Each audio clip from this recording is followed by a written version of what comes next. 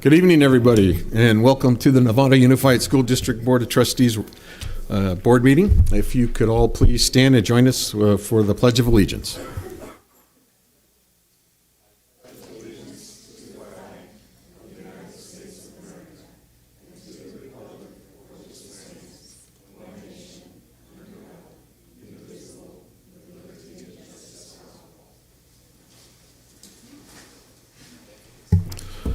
Okay, thank you. So we are going to move on to item 6, which is an announcement of our reportable action on closed session agenda items. And I'm going to let Vice President Butler make that announcement. Okay, the board did meet in closed session this evening on 3 items. The first item, with respect to every item of business to be discussed in closed session, public employees discipline dismissal release, was information only to the board. The second item, with respect to every item of business to be discussed in closed session pursuant to Government Code 54957 and 54957.6, conference with labor negotiator Barbara Varenkovich, attorney Dana Swalliver-Kelly, employees organization Nevada Federation of Teachers, otherwise known as NFT. We gave direction. The last item, with respect to every item of business to be discussed in closed session pursuant to Government Code 54957 and 54957.6, conference with labor negotiator Barbara Varenkovich, attorney Dana Swalliver-Kelly, employee organization California State Employees Association, CSEA. That was information only. All right, thank you. So before we can continue on our public agenda items, we're going to need to approve the agenda. So I'm looking to the board for a motion and approval of tonight's agenda. But before we do that, I just want to point out that you have addendums or changed items to the median items. Everything is like a typo or some clarity issues. There's nothing substantial in these updated documents that would be a major policy switch or anything. That's mostly just clerical. So give you guys a second to look that over, and I'll be asking for a motion on approving tonight's agenda. I'll move approval of the order of business for tonight. Okay. I have a first from Trustee Milrick and a second from Trustee Aguila. And all those in favor? Okay. We have 7 in the affirmative, 1 advisory affirmative, Yep. and 0 against. So tonight's agenda is approved. That'll move us on to item 8, which is our consent agenda. And I have one item that I'll be pulling for the superintendent to discuss, and that is item C. Do any other trustees have a consent agenda items they would like pulled and discussed? Trustee Gasson. Item I. Okay, so you want to, okay, so we'll pull, we're going to pull item C and item I. Any other, okay, so seeing none, I'll go ahead and ask for a motion to approve tonight's consent agenda without C or I, which we'll take on independently after this. So I have a first from Trustee Jacobs.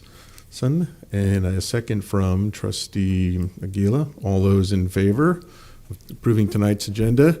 We have 7 in favor and 1 advisory in favor. So the consent agenda as amended is adopted. And Trustee Gasson, item I. What is? Should we talk about that now?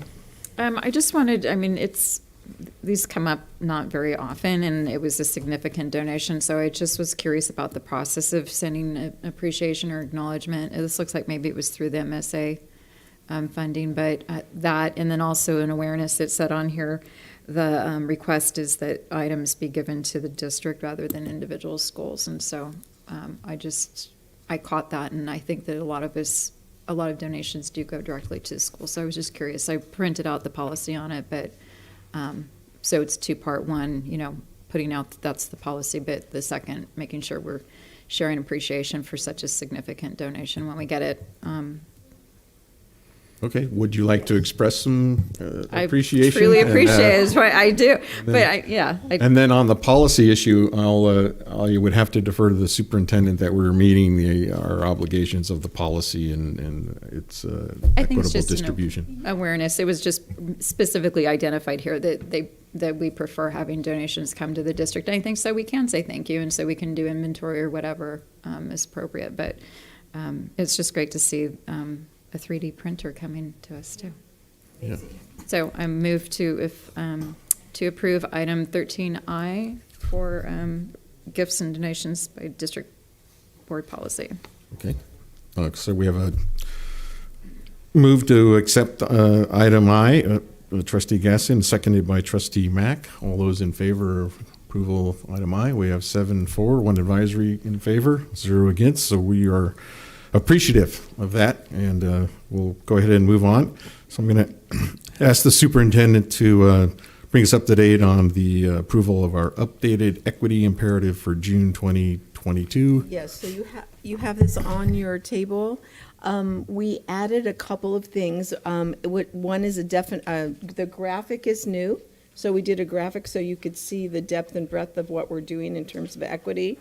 And then the second page is a definition of terms that described each of the initiatives that we have that are directly related to our equity work.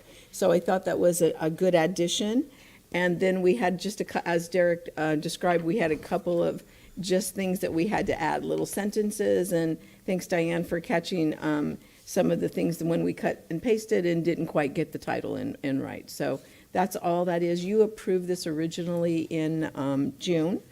And then when we got the new CASP data, I thought, since I had it, I thought I'd add it. We do not have the special ed data yet, so we may bring this back to you when that comes, because last year what we did is a comparison of the state, district, and local. So it was important. So we will add that. So this is no changes to the content. It's just adding definitions so that it's clear what the initiatives are and what we're doing as a district. Any questions or comments? I'll approve item C. Okay, so I have a first. I need a second. If With I have a thanks to second, Dr. then if Derby. you had a comment or a question, you can have it. But Thanks not, to Dr. Derby for clarity. Okay, so the second is trustee Gasson. I just want to ask again, give everybody an opportunity because that first came right out of the box there. So, but you guys have any questions or comments at this time on this consent agenda item? Otherwise, I'll call the question. I'll just share, thank you for following up with the special education information. Absolutely. I think it's important, so I appreciate you. We will get it. Okay, all those in favor? Yep. 7 affirmative, 1 advisory, and 0 against. So we have a new updated equity imperative. Thank you, Superintendent Derby. And that concludes our adoption of tonight's consent agenda. So we are going to move on to announcements of the board and superintendent and our new student board members.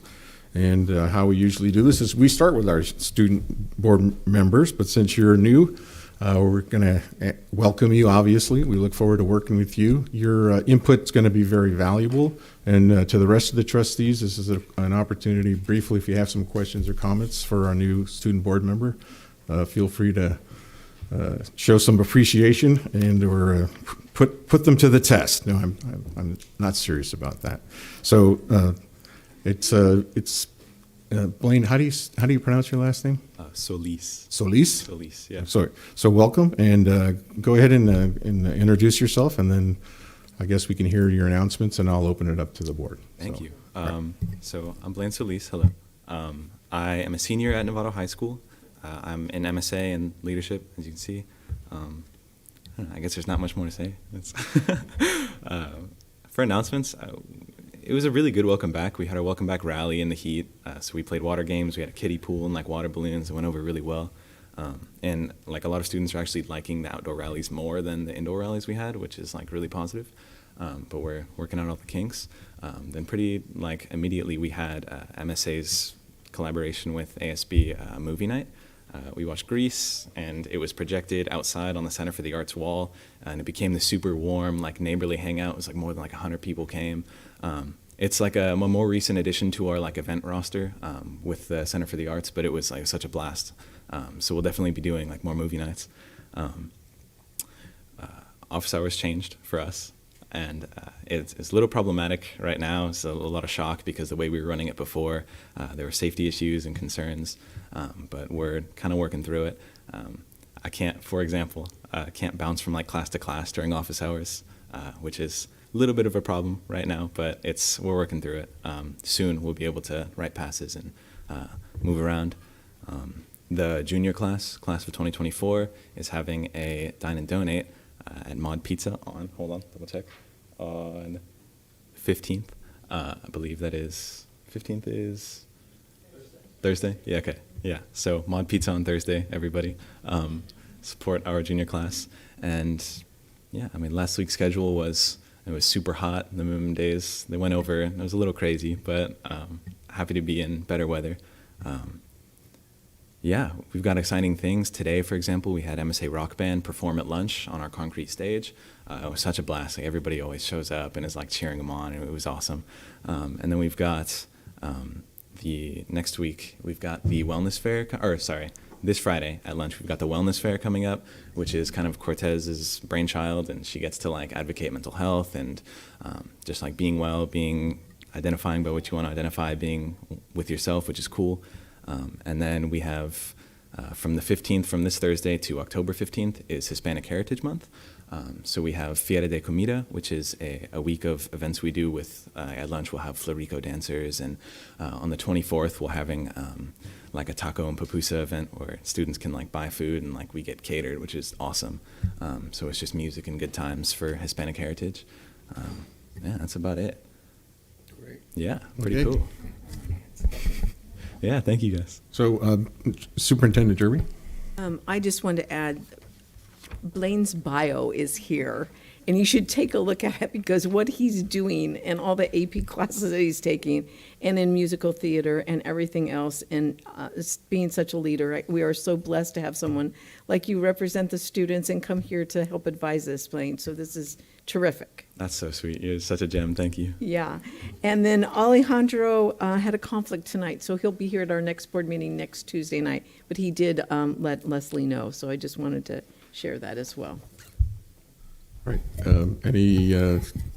Any questions or comments on our new trustee from Novato High? Okay. Oh, Yeah, I am just so proud to have read your bio this week, and I was very when I read, I was like, wow. And so thank you for wanting to serve and representing all our students, and thank you for being here tonight. And we always look forward to listening to student trustees' input, and this hope that this is a great experience for you to learn leadership, as much as it helps us to be able to hear student voice. I really appreciate that. Thank you. Yeah. So I won't ask you why you're here because it's very obvious with your bio. So thank you. Awesome. Okay, so very good. Well, then welcome again, and look forward to working for you. And I think I probably speak for all of the board when I say we're just an email away. If you ever have questions, or if you're looking at these documents at some point and you're not really sure what it all means, feel free to contact us, and I'm sure we'd be willing to respond and work with you. Okay, so appreciate it, and welcome. Thank you, guys. All right, I'm going to go to Trustee Milrick for announcements. Okay, I have no comments for this evening. Thank you very much, Mr. President. Okay. Trustee Aguila. Yes, I attended back on 8/31st the Marin County Office of Education Back to School meeting and gathering, and it was great to see fellow trustees from Marin County and superintendents.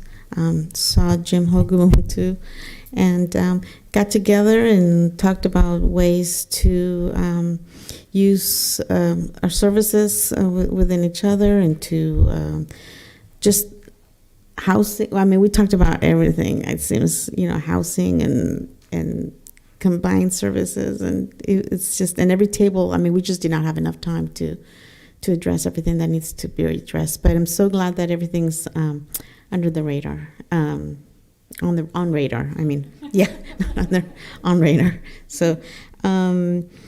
So also went to open back to school nights. I mean, and it seems like there was a theme.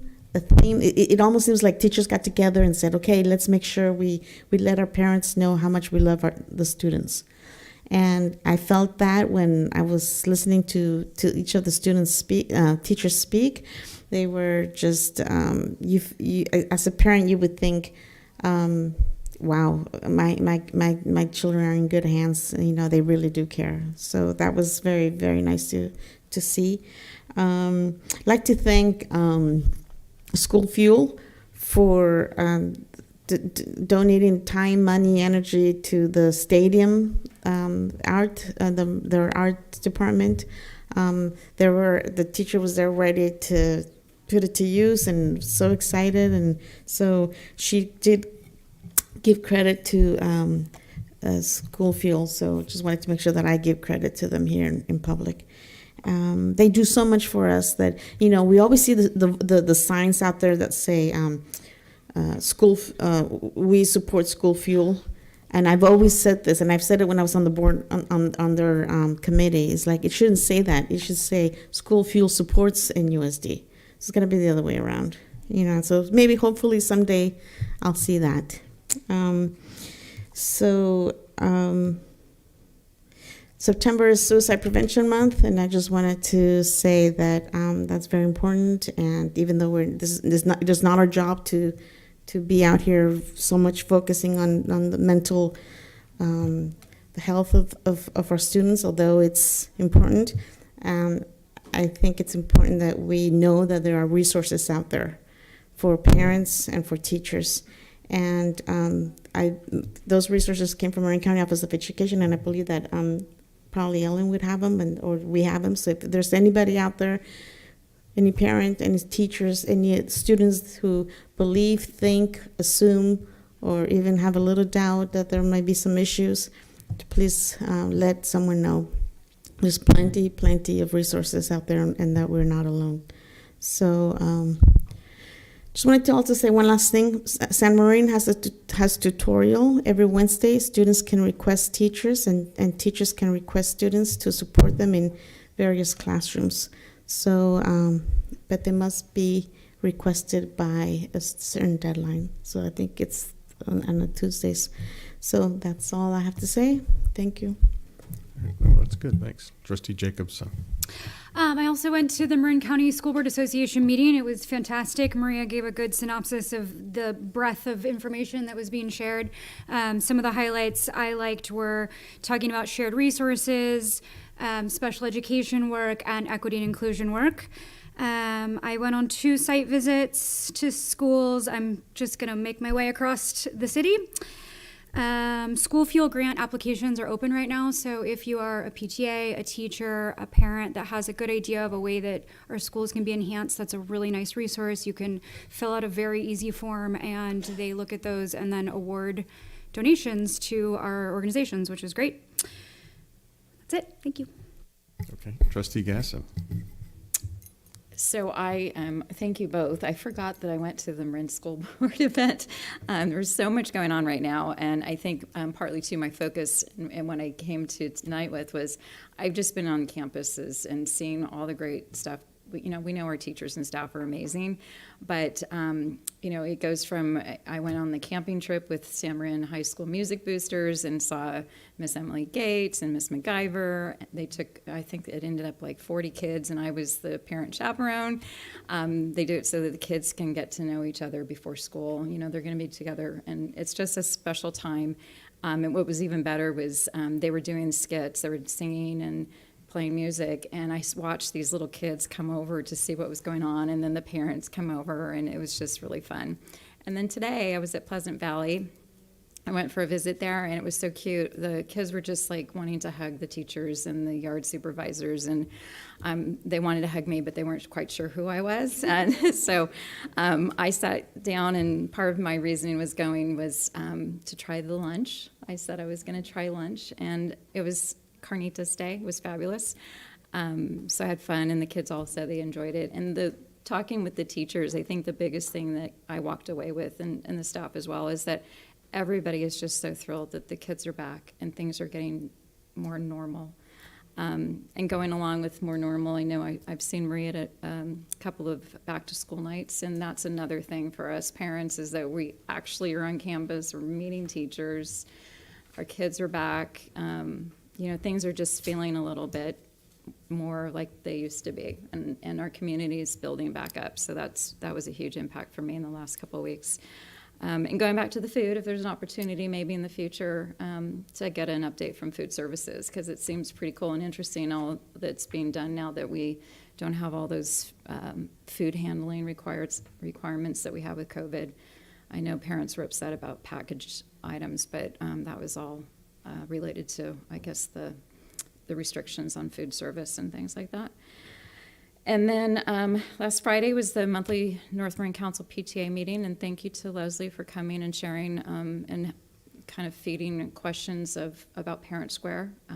Love that we have this new platform, and it's just getting used to using it. And then last week I went to the Safe Routes to School meeting, which is quarterly, and they talked again about the shortages of bus services for our secondary schools. I wasn't there for that piece, but it's the same as it was last time, because our high school now starts at 8:30. They're not able to get the buses turned around enough time, and they don't have enough staff to do busing for people who commute as well. So they just wanted to acknowledge that. There's an information piece that is being sent out. Chris Blunk was also there, City of Novato Public Works, and I had the opportunity to ask him one of the things for the schools on, I guess, was at the northern western side of town, is there's sewer lines being replaced on Center between Wilson and Sutro.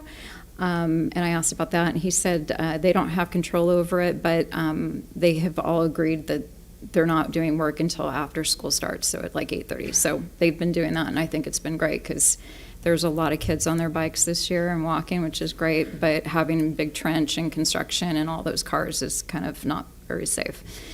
And then I mentioned, I think at the last meeting, it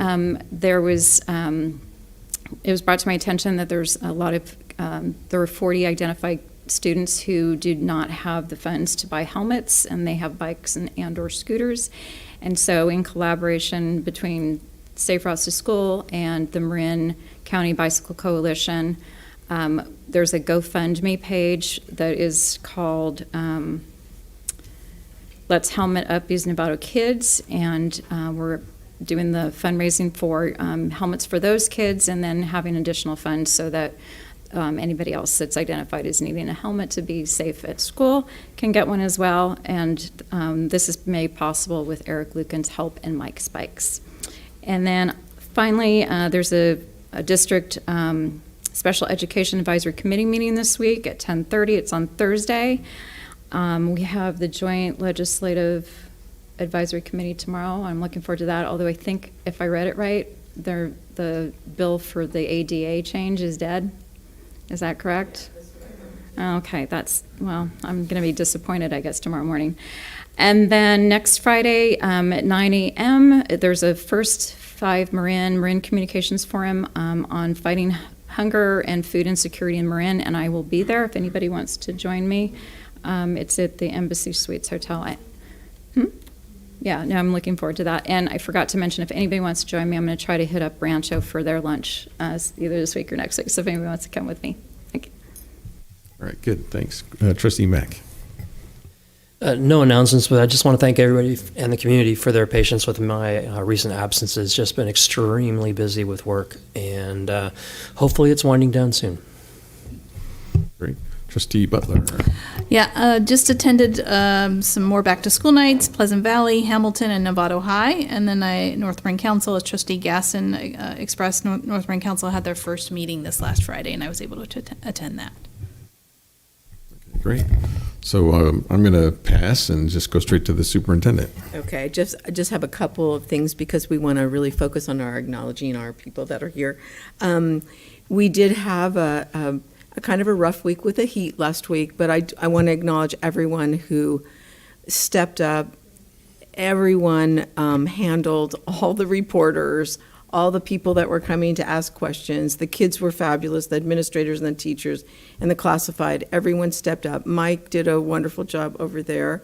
sending out information, giving to the principals to get information out, which was so important for everyone to know that we want to have air conditioning in every single one of our schools.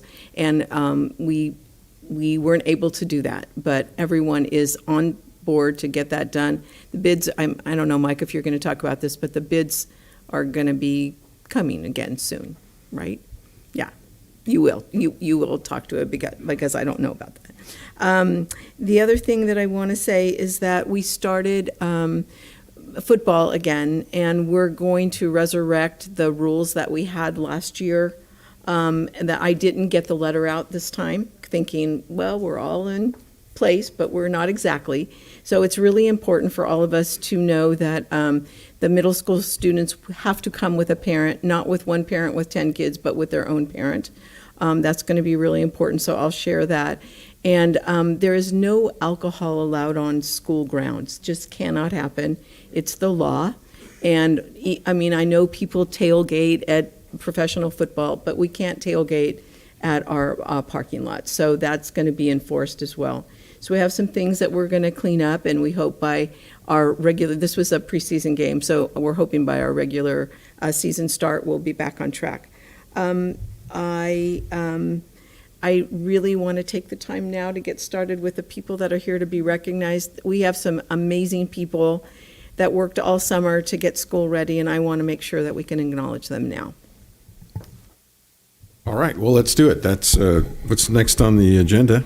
So we're going to do our employee recognition for the hard work that was done over the summer, and Superintendent Derby and I will help present and Yes, acknowledge so the I think- individuals. Yeah, I think maybe if you two getting on the other side, and then Leslie will come up for photos.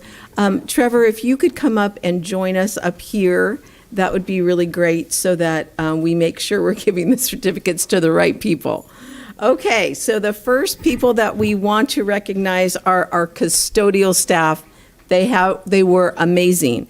So for those of you that know, all the construction projects work till the very last second. And then what happened is our custodial teams had to really get in and get our schools ready. And what I want to tell you about these people is they do quality work, whether someone's watching them or not. They have pride in their work. They are team players, which you'll see in just a minute. They get the job done with attention to detail. They ensure excellent environments on behalf of students, staff, and the community, because they are proud of what they're doing to get our schools ready for starting our opening day. The same people that are getting recognized tonight are also getting recognized because Trevor put a team together, because Loma Verde did not have custodian. So they had to select custodians from all of the schools in order to go, after they had done their schools, then to go to Loma Verde to get that ready as well. So I'm going to say the names of the custodial staff, and so when your name is read, please come up and we'll give you your certificate, and we will have a little photo op that Leslie's going to take some photos. So here we go. Lou Sutton, Roland Jean-Pierre, and Kinsey Gauthier. Are you here? Okay, come up. Okay, woohoo!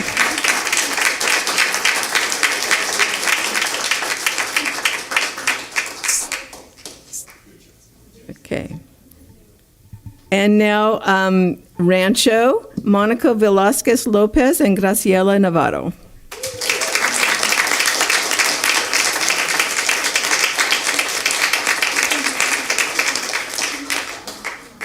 Okay. San Jose, Maria Cristina Vasquez de Telez and Niket Esteem.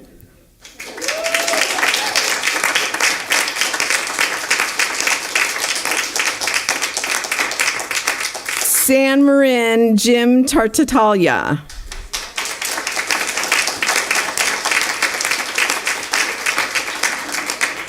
Sinaloa, Danny Narin.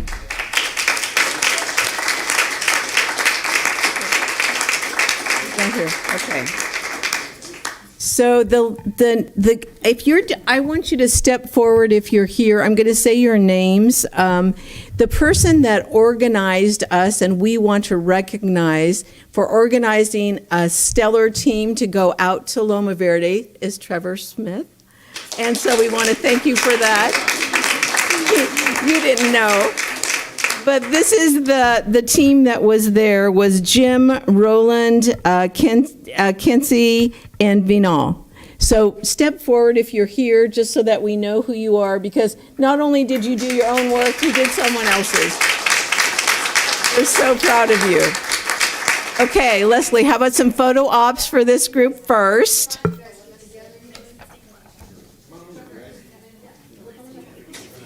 Don't do it. Okay, so, yeah.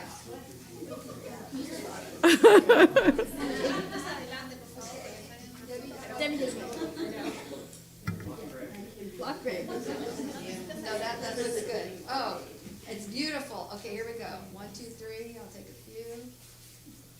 Oh, nice. Thank you. Stay still, stay still.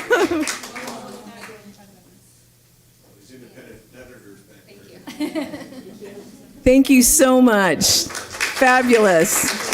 And we so appreciate you being here. Good to see you. Great to see you. Dr. Derby, may I make a comment? I'm sorry, sure. Ladies and gentlemen, honorees, I had the opportunity to go by Rancho School after work to check because things were not running. Well, who knew? Because we had a roof issue. And the roofer, the contractor said, you have the most amazing crew. The 2 women, Monica and Graciela, that support that staff were amazing. And he wanted, when I had a chance to tell the boss of the school district what great people you have, but here's a chance for me to tell you directly that your work has been honored and respected by your peers. Thank you very much. And okay, our next group is our instructional technology team. Now, this is a group that we rarely see because they're always behind the scenes. They're doing everything every day on behalf of all of us. They are our lifeline, and without them, we can't function. They work behind the scenes quietly, do not expect recognition, and they're probably kind of mad at me tonight because we're recognizing them, but they really deserve it. They complement one another in their skill set, their positive attitude, and their willingness to serve. They always come to the rescue. And so will the following people that come to the rescue please step forward? Dana Lewis, Logan Ober, David Reyes, and Stella Simon.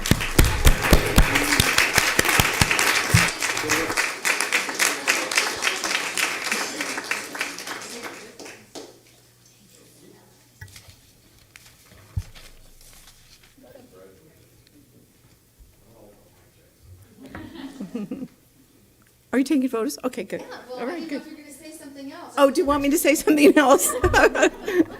I love them. Does that work? Yeah, you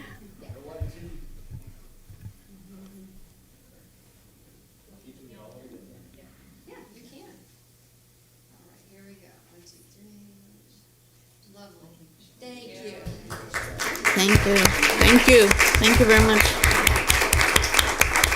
Okay, the last team that we have here tonight are summer school people, and unfortunately, I'm going to tell you, Camp University is Olive, and Lisa was not able to be here tonight. She put a fabulous team together at Olive School. They worked seamlessly and were always positive every time I went over to visit. Aim High, unfortunately, could not be here tonight. They were at the College of Marin campus, and the evening events I went where parents were invited, the College of Marin representatives were there as well, and so we were very pleased with that. But then there's Michelle and Jay. So come up. These are the Summer Hawk people that were displaced this summer because there was roof work and a ton of work going on at Hamilton. So they were at Linwood all summer long with, how many kids did you have, Michelle? I mean, 125 kids. An earthquake? Yeah, there's emergency alert about earthquake detection, drop cover, hold, protect yourself. It's coming? Whoa. Just a second. It is right here. I was wondering why this was buzzing. Yeah. Whoa. You guys are shaking us up. Yikes. Moving the earth.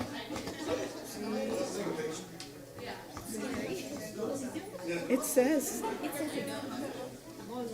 earthquake detected. Drop, cover, hold on, protect yourself. No, here's what it says. It says earthquake detected. Drop, cover, hold on, protect yourself. I don't know. Oh my gosh, I'm sorry. We stole some of your teachers too. That we hired some people that I know. It was so fabulous. It was great. So thank you both I'm sorry that we have this right now. You're terrific, and we appreciate you.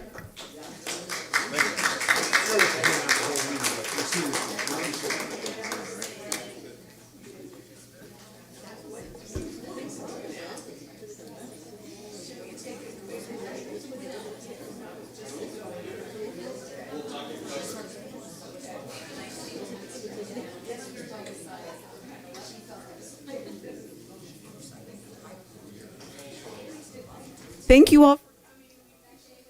You're welcome to stay, of course. I have to.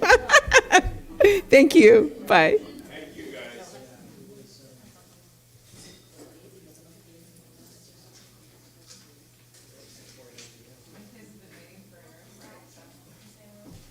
All right, well, hopefully we have a hardened California crew here that knows an earthquake, knows a real earthquake from the ground shaking a little bit or something like that. But be safe, that's always very important. But if it's okay with the board, you want to go ahead and continue on with our agenda tonight? So our next item is non-agenda public comment, and we have one citizen who would like to address the board. And during this period, we allow for 3 minutes for someone who has comments for the board that is not on the agenda. And if it is not on the agenda, the board cannot discuss it, but it can give direction to staff in some situations. So our first speaker is Gary Novak.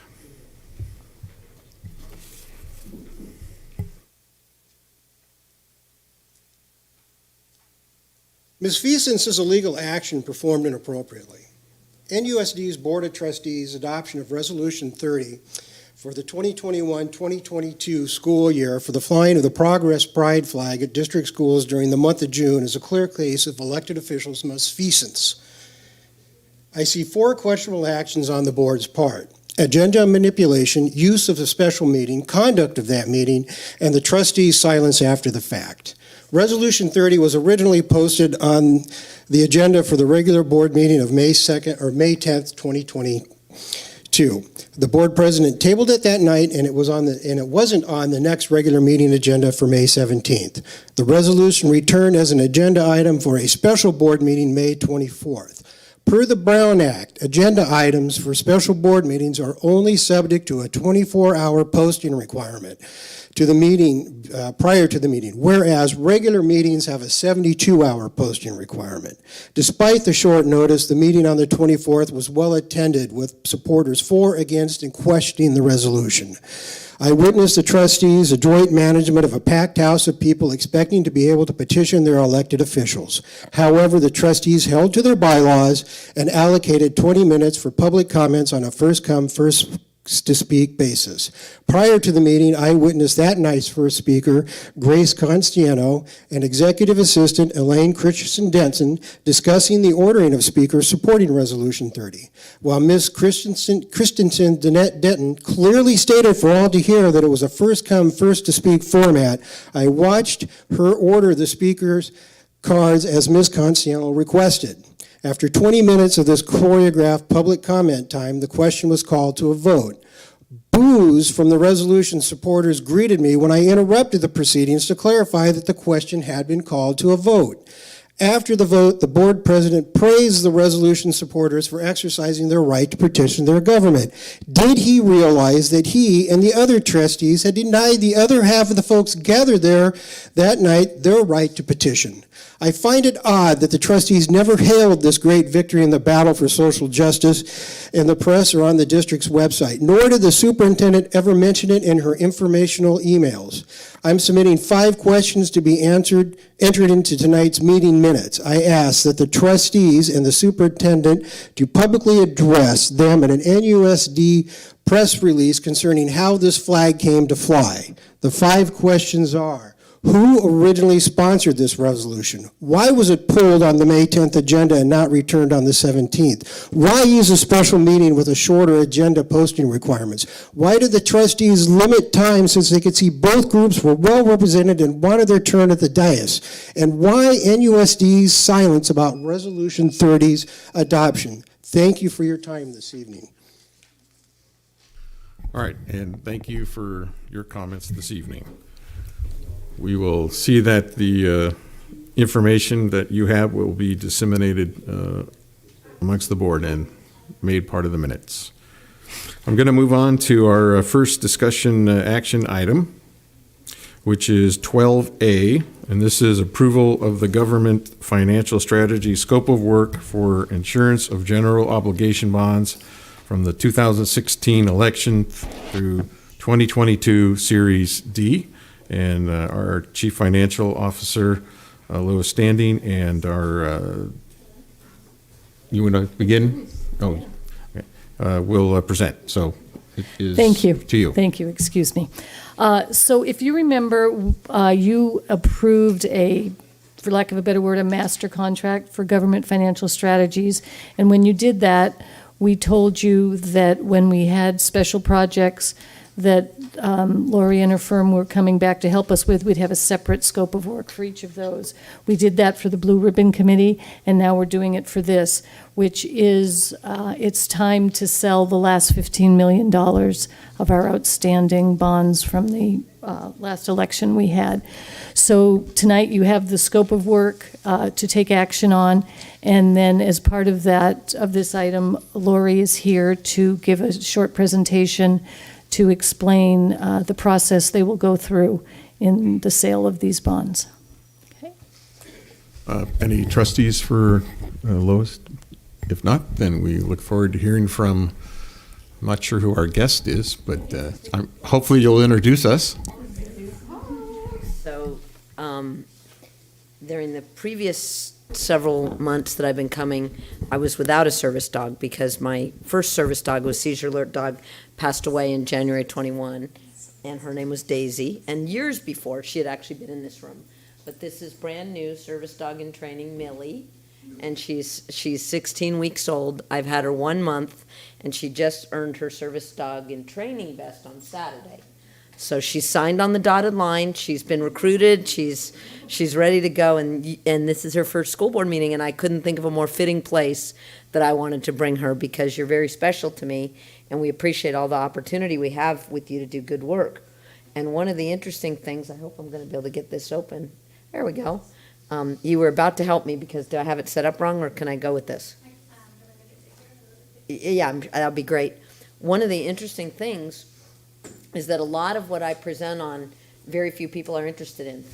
And yet, this particular topic of how to sell bonds has been of interest to the board. You have a resolution on this, you have a board policy on this, so it's my pleasure to be able to talk about it. Also, I got kind of distracted with Millie. I want to introduce my assistant, Celestial Thomas. As I mentioned, I have a seizure condition, and she is very kind to give up her evenings and drive me when I have a school board meeting, and she's also very good company. So we're going to briefly review Measure G, and then we're talking about the bonds that we want to sell this year. They have a name, Series 22, because we're very creative in finance, and then we'll talk about the bond sale process and next steps. So you remember, of course, that there was a successful election in November 2016, and $222 million of bonds for school facilities and instructional technology was approved. And the series of bonds was split to track the terms of the bonds relative to the useful life of the items, which I have to say, I wasn't part of the beginning of this. I'm glad to be part of the end, and this was very smart and makes things very clear. And I also want to say, as I have gotten deeper into working with new staff, not new to you, but new to me, that I hadn't worked with when I was doing more with the parcel tax, every time I meet somebody new on your staff, I'm doubly impressed. People here really care. And there's a level of excellence that I hope we can make sure the public knows. And that excellence is not what this dog is doing right now. And she'll sit down. Oh, sure, she will. Come on, she's very friendly. There you go. Now you have somebody to play with you. So anyway, I just want to say, as I've gotten deeper into how this is being managed and the work that's being done, I'm very impressed with your staff at every level that I need to interact with. And just to give you an idea, I mean, in a given month, I'm dealing with 30, 40 school districts. So it says a lot for what I consistently find here, which is people, if they don't know, they know where to find the information. And usually they know, and they usually are finishing my question for me before I get it out. So it's just you have a great culture here, and I really appreciate it. Okay, just a reminder, I think you all know, but where does the tax rate come from? The county, it's actually their responsibility. They take the annual debt service, they divide it by the total assessed value of the school district. They also take into account setting aside a little bit of a reserve to deal with timing issues, and they determine the tax rate. And then that rate is applied to every property in the district that is taxable. So, for example, a church, it would not be taxable. And even a house that might be on church property, if it was what we call a preacherage, wouldn't be taxed. So, that has nothing to do with your bond. The property is either taxable or not. And if it's taxable, it pays the rate based on its assessed value, not market value. And so, values here are going up very rapidly, but the median value is last year was 536,000 and change, meaning, is something wrong? Okay. So just to give you that picture, that approximately half of the people in the community that own single-family residential property are paying at an assessed value that is nowhere near what the market value is. So one of the things to say as board members, you might get what I call the grocery store question. If people want to know what they pay, they should look at their tax bill. And some people are not aware they're mailed to them every year. But if they can't find it, they can look it up. And all you have to know is your address and how to find the tax collector's website. And if you just Google Marin County Tax Collector, it'll come right up. So one of the things I just want to assure you, you don't have to feel like you have all the answers. People can easily look at their own tax rate. Can you be patient and wait? Okay. I'm going to ask Celestial to take you out because I think that's what might be going on. Because she is still a little puppy. Oh, yeah. Okay. Well, she's letting you know. That's good. Oh, yeah, she does, sometimes at 3 in the morning. Go with Nancy Celestial. I apologize for that disruption. Okay, so the other interesting thing is that debt service burden is being shared by the entire tax base, and what you can see is just how much the tax base is going up. And one of the interesting things that a lot of people know a little bit about Prop 13, they don't remember all the details. So once you own your property, unless you improve it, it cannot be assessed for more than an increase of 2% a year. And the increase is not more than 2% based on whatever the prior year's California Consumer Index change was. And you can see in 2021, it was just about 1%. So in that year, every property in California, when it got reassessed, if it wasn't sold or improved, was reassessed at a 1% increase. Then last year was 2%. But the reason I bring this up is a lot of people kind of know Prop 13, but let me tell you, once you buy a property, you love Prop 13. A few years in, it's looking great.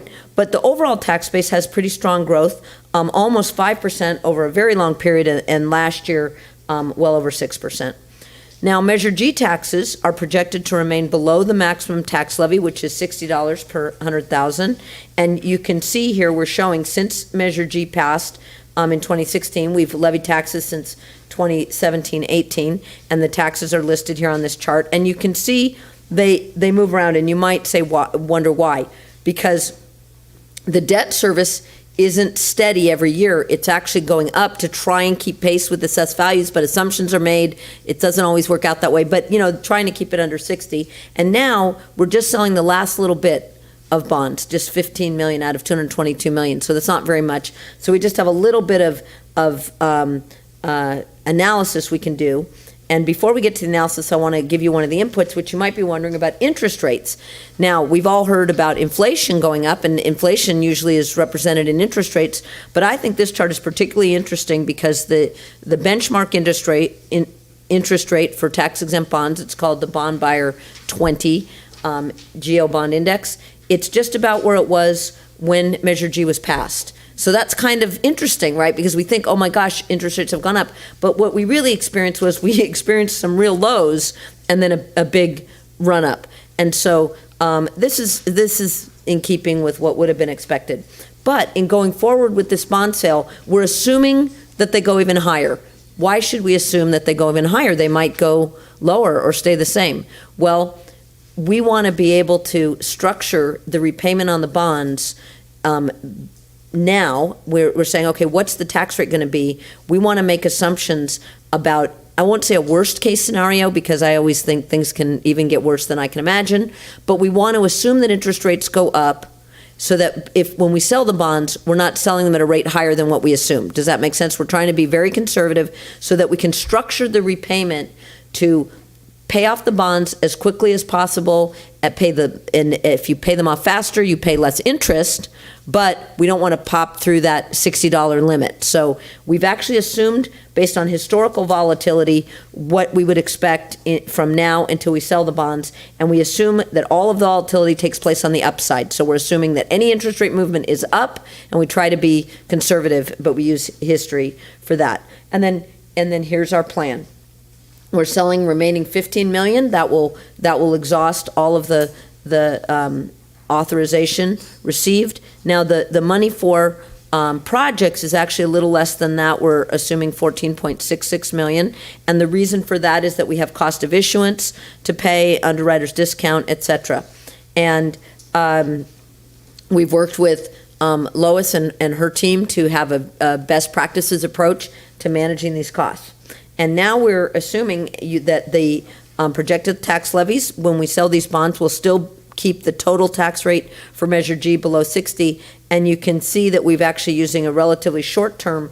What we're doing is we're taking up the space with the projected tax rates and just trying to level things off. Now, we make these assumptions and we use a linear scale, and things are not linear in real life, but we're just trying to get those bonds paid off faster because ultimately that's less expensive, because the faster you pay it off, the less interest you pay. And there's another aspect to this, which is everybody's familiar with, say, if you got a 30-year mortgage, you'd have one interest rate, but if you did a 15-year mortgage, it's a lower interest rate, and we call that being at the lower end of the yield curve. The shorter the bonds are and the faster we pay them off, if we plan for that in advance, we actually get what we call the lower end of the yield curve. So we're selling more of our bonds at 1-year rates and 2-year rates and 3-year rates than 10-year rates and 20-year rates. In fact, we have none at 20-year because we have a 16-year term. Does that make sense? So we want the bonds to be shorter, both to amortize faster and to take advantage of the low end of the yield curve. And if you can remember that phrase, low end of the yield curve, you might be able to throw it around at a barbecue this weekend and see how it goes. Listen, when I start talking economics at a party, usually I pretty much end up talking to myself. But I enjoy it so much, I don't mind that because I think I'm a good conversationalist on the topic.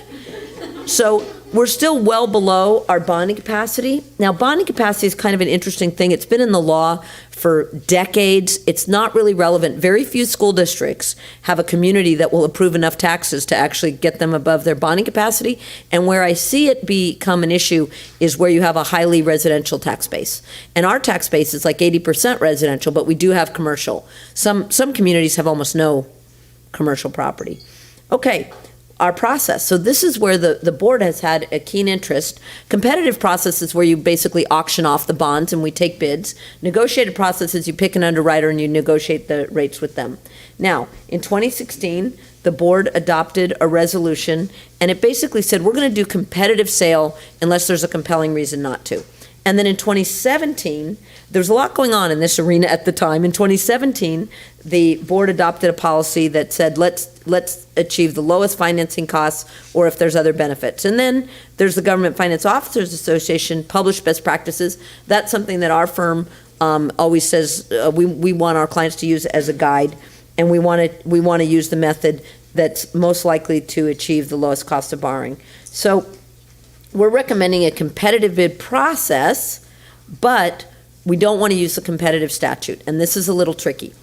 The competitive bid statute has a lot of rules, like one of them is a 15-day notice. Well, in the world of bonds, everything is electronic, and if we were to find out, for example, that, say, the state of California was bringing $1 billion worth of bonds the day before our sale, we don't want to be the day after them because they're going to splash all the water out of the pool. So sometimes we like to move a sale by a day or two to get a good market reception. Another thing, and Lois and I had a very deep conversation about this the other day with county staff, with the county assessor, correcting errors in bids. It doesn't happen very often anymore because everybody bids on an electronic platform, and it helps them and tries to correct any mistakes. But people can transpose a number, and I'll give you an example. If somebody put in 1.4 and they meant to put in 4.1, we don't want to shove the bonds down somebody's throat when we know they made a mistake. You know, that just isn't fair. So we do like to be able to correct errors in bids, because usually in a bidding situation you'd have to reject, and we don't want to reject a good bid. And then we like to negotiate the final structuring to meet the district's goals. So we have a debt service structure that we're trying to achieve to get the tax rates that we want, but we don't know what interest rates we're going to have at every maturity until the sale day. So once we have the winning bidder, we can kind of play around and do a little fine tuning, and we actually put that in our bid documents, that the bidder bids knowing we reserve that opportunity to do that with them. So all of that to make the bonds better for the taxpayers. So what we're doing is we're taking the competitive sale process, but we're loosening up some of the restrictions that we don't think help us, and we have some strategies we use that do better. And it was interesting, the county said, well, how many people do it? And I said, I don't know of any other firm that does it besides us, but I've been doing it.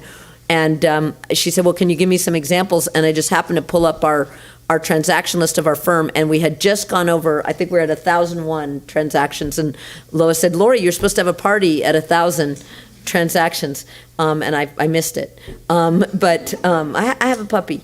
So in any case, but the point is, this is a tried and true thing, which is that our focus, and I have a team of people that you have not met yet, Lois knows them, who focus on this, but what they are doing from this point on, when the board says, yes, we're going to sell those bonds, they're focusing on making sure the legal documents are correct, that all the people at the county, at the district, at the county office, everybody who needs to know something knows it, but that on the sale day, we get a good market reception.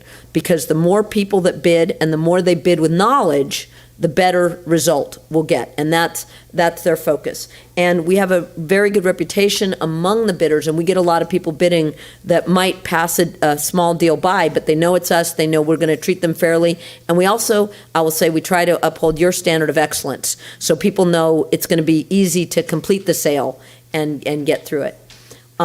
Now, if we get the nod, there's no vote tonight, but assuming that you want us to come back with an action item, there's going to be some legal documents. And sometimes people say, oh my gosh, these documents are so hard. So I have a cheat sheet for you. So one is the board resolution, and it authorizes the issuance of the bonds and the signing of the documents, and it has a bunch of parameters.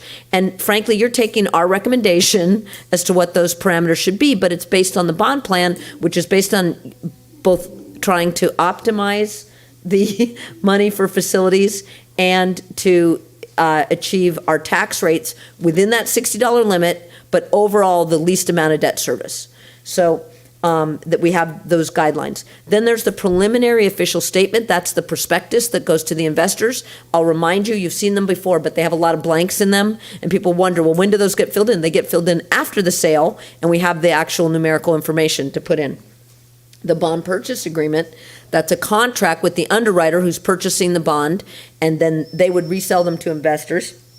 And then there's a continuing disclosure agreement, and that's where the district provides updates to the municipal market, and we have actually a certificate that goes with these bonds that says, what are we going to update every year? Now, we just had an earthquake, and that's a great example. an earthquake might be no impact whatsoever on your bonds because it didn't affect any property values. We work with the school district in Ridgecrest, and they had a big earthquake, you might remember, about 4 years ago. And it was just a year before COVID, so they feel like they've been really, whacked. But that was something, when that happened, we had to investigate, is that a disclosable event, and take whatever actions were necessary to make sure that they were in good stead in the market. Okay, next steps. We've had our information presentation. I want to thank both Millie and Celestial for helping me with this. And if you are good to go, on September 20th, you would have these legal documents in your packet, and I would not come back unless you had questions. And so we would, if you're good to go, thank you for that, Millie. We would, that would be in your board packet, and you're certainly welcome to ask questions in advance, but I'm assuming that tonight is our Q&A time. And then we are actually just having a conversation about when the bond sale will actually be. And so we'll report back to you, and I think Lois will report back to you on September 20th. But I do want to say, this is a transparent process, and we welcome anybody who wants to watch. Now, in the old days, people used to come to our office. Now we're in the Zoom world. So anybody who wants to participate in this sale, and that includes students, and sometimes there are students who like economics or finance and would be interested, but they might not think what I'm about to say is that interesting.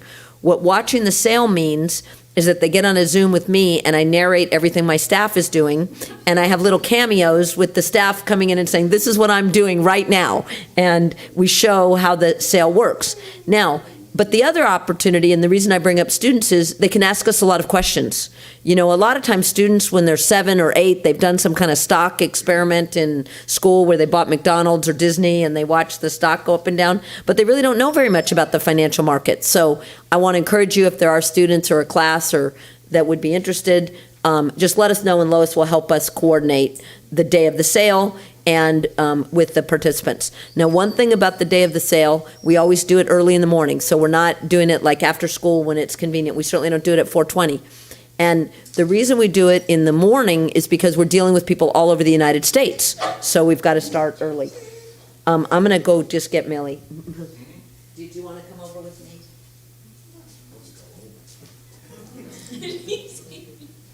Well, she is my service dog, and the fact that she wants to stay close to me is not a bad thing. So thank you. And Celestial will not let her feelings be hurt. Okay, so the bonds get sold, the interest rates get locked, then there's a closing that's approximately 2 weeks later. That all gets worked out with when we redo the schedule. And then, but the thing that if we keep generally with the schedule, on October 25th, Millie, with better behavior, and I will be back here with a report on how the sale went. So that's what I have for tonight, and I'll be glad to answer any questions. And I just want to say, if you have a question in general about the financial markets, I'm here. Why not ask? All right. Trustee Milrick? What time of the morning will the sale occur for the students to listen in? Thank you. We usually do it at 8, 8:30, or 9. Okay. And I'm just going to give you a little, but we have a little funny tidbit. Years ago, when we thought this was innovative, our firms took faxed bids. And this is in the days when everybody else required a bid check and an in-person thing. And I said, we'll get more bids. Let's do fax bids. And we didn't want people to miss the deadline, because faxes sometimes take a few minutes. Yep. So in our legal documents, we would bury that the time for the bid was like 8:05 or 8:35 or 9:05. We'd always put it 5 minutes past the half hour. And to this day, people still laugh, and we still do it. It's, even though it's computer, their bid is automatically coming in on time. We do it 5 minutes past. Thank you. I will get the information from Lois. Right, and as usual, that was more information than you needed. Yeah. Thank you. Any more questions or comments? Trustee Gaston, you had a question on the bond market, on meetings? Well, I was just processing this whole thing. So the time that this is going to be hitting, so it's $60 per 100,000, correct? For the home value. Well, that is our maximum projected, and you can see that last year, my eyes are really 4130 was this year, and so it is going to increase.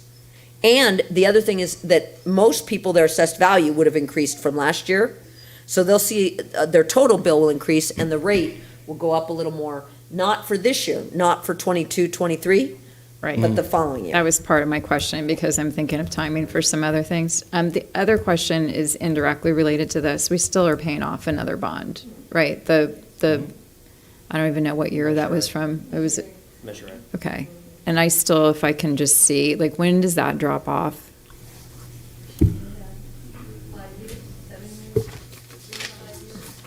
So like about 5 years from now? Okay, I'm just trying to figure out when that one, so there's gonna be a chunk where it's a little bit, like a few.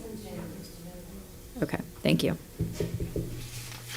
I actually have a chart on that. Yeah, I have the same question, and if we have it year by year, if we don't have it today, we could maybe pick it up, Lois can provide it to us. Okay, so if you look on page 12, this is the bonding capacity chart. Yep, And so you can see the Measure G and Measure A on here. So you can see that Measure A is still here in 2025, but, you know, I have this data going out, and so I can. is get back. Measure A the purple on your slide, is that? exactly. Okay, okay, thank you. And why is it going down, right? It's being amortized and just being paid down. And it's So- really quite a low, it's a low amount compared to the total, so the tax rate is very low. So just, Mr. President? Well, let's make sure, Yep, Diane, yep, did you fine, get your yep. question answered? Okay, Mr. Miller? Thank you. So I'm looking at that slide and my eyes aren't really good, so it looks like in the year 2020, that's down under it's like $20,000 a year. Is that what I think that's being paid back? Well, this is 50 million. Okay, okay.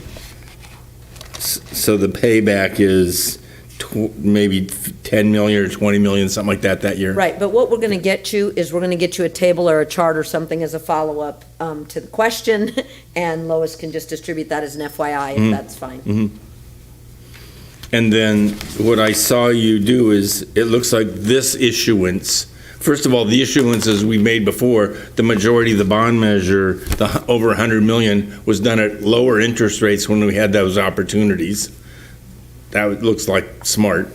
But in this one, it looks like you're basically scheduling it so it pays off in 15 years to kind of fill in that each year's worth of capacity payback. So we have a uniform amount of money being paid back for the bonds. Is that what I see? It's not to have a uniform amount of money, it's to trying to stabilize the tax rate. Okay, okay. And when we stabilize the tax rate, we're actually paying back the principal at an accelerated rate. And if we pay it back at an accelerated rate, we're doing what we Better call deal. over amortizing, and then the total payback is less. So when you stabilize the tax rate, it's the tax rate that people see on their individual home rate, so that looks steady.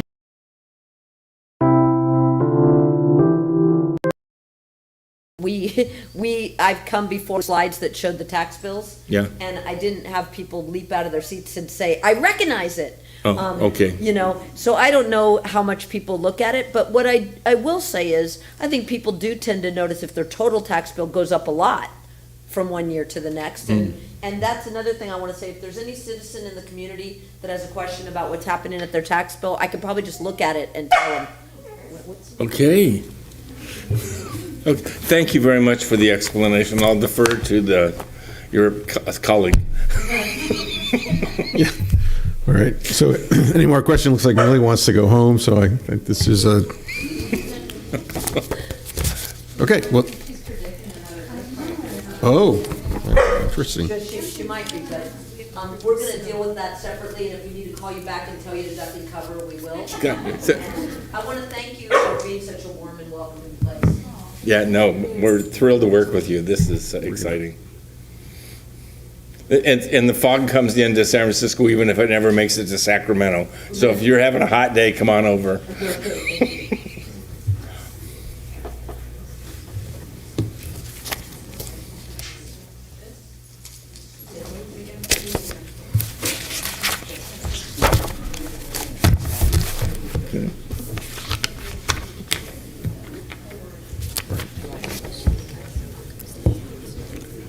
So the recommendation is to go ahead and accept the scope of work that's just been presented. So if I could have a motion So moved. and a second by trustee Butler. All those in favor? 7 in the affirmative. The scope of work that was just presented by DGI. Can I make one comment based on a question? The funding will come out of the bond, as she described. It should not say general fund. That's it. Thank you for bringing that forward. Okay, so I have called the question. I have 7 in favor, 0 against. I have 1 advisory in favor, and all those in favor? I thought I saw it. It's I'd good. done that, but let's be sure because we got interrupted midway there. So we're approving the scope of work that was presented tonight, and we're ready to move ahead on that. Thank you. I will move on. Oh, and superintendent has a final comment. The earthquake was 4.4, and it's Santa Rosa. Oh. Yeah. So there may be some aftershocks, so just. All right. Thanks for the. Appreciate that update. Okay, so our next item is 12B. This is 2022-23 final local control accountability plan, known as LCAP approval. And Jen Larson will present. Thank you so much. Thank you, trustees and Superintendent Derby, for having me back for what I hope is our final look at this year's 2022-23 LCAP. Each year, we seem to be getting fewer and fewer changes here at the end, so I am very happy to report that we had 2 minor changes, adjustments that needed to be made for your approval tonight. The first was an item that we've gone back and forth on several years in a row, which is allocation of funds for the schools to distribute as needed to support their unduplicated students.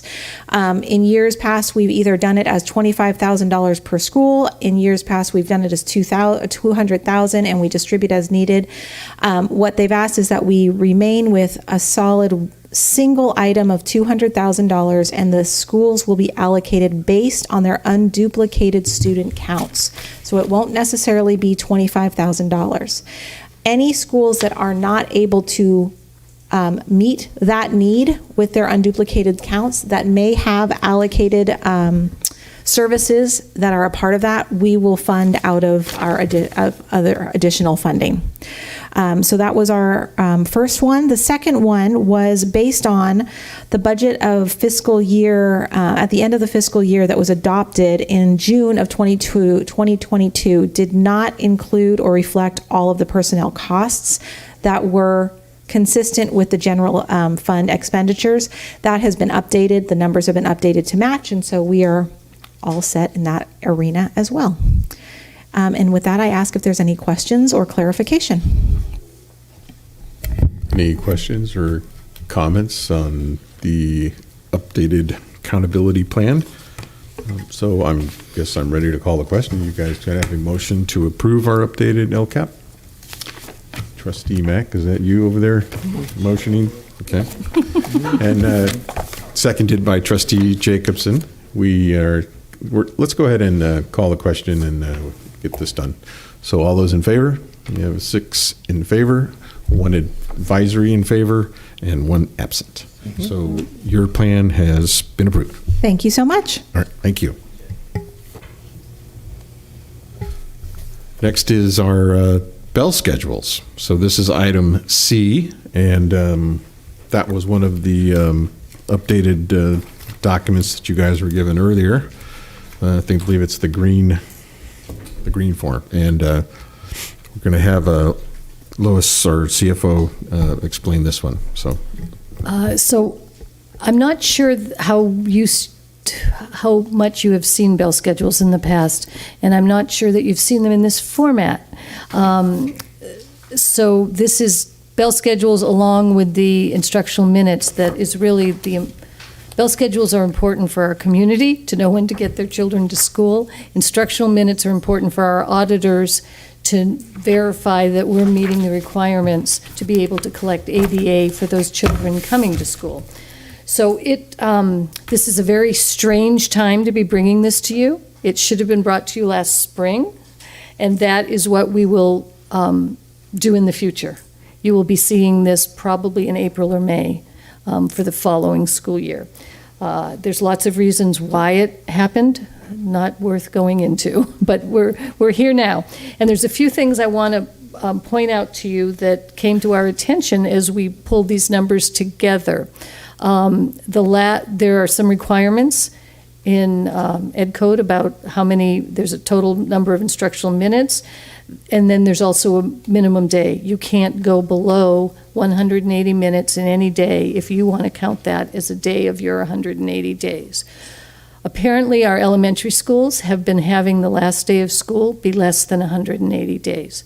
So we will change, we obviously have the opportunity to change that for this year, so we will fix it and it won't be a problem, and going forward, we'll also fix that. The other thing that's notable is, and if you look in your charts at the bottom where it shows what's required, what we have, and then what's left over, there's some small reserves at some of our grades, so I think that is worthy of future discussions. It makes more sense to have more minutes above what the requirement is, just in case. You never know. I mean, we had these half days this past week because of the heat. So you never know. You should have a reserve to make sure that you're safe with getting your total minutes in. And the only other thing I wanted to mention is, well, there's a couple of things, just so I don't know how much you know about how you have to look at instructional minutes, and just a couple of, I think they're interesting facts. You may not. So in kindergarten, we get to count recess as instructional time. So if you're actually looking at the math in these things, you'll see that the recess time is not deducted from TK and K, because that is part of what they're there to learn about. And then passing time at secondary schools is considered instructional time. Not that they're learning anything, but it's a required part of the day. Now, it has to be the actual passing time. You can't just say, oh, passing time is 10 minutes when classrooms are, 50 feet away. You have to come up with a certain amount, whatever it is, to get from class to class at that school site, and then it has to be the same between every period. So that gets to be added into the total instructional minutes. So if you're ever looking at the calculations, that might help you to understand the process we went through. And the other thing that came out of looking at these is we all looked at the various bell schedules that came from the school sites and said, many people all on their own said, let's get a consistent bell schedule. So we're going to work on coming up with a template that makes the most sense and will be clear, so anyone going to any school site will know how to read the bell schedule. Okay, any questions or comments? Okay, do we have questions, comments, and maybe some consensus on some of the things that were talked about that we would do differently? We are funded by ADA, average daily attendance, so it's important that we keep track of these things so that we will get the funding that we expect.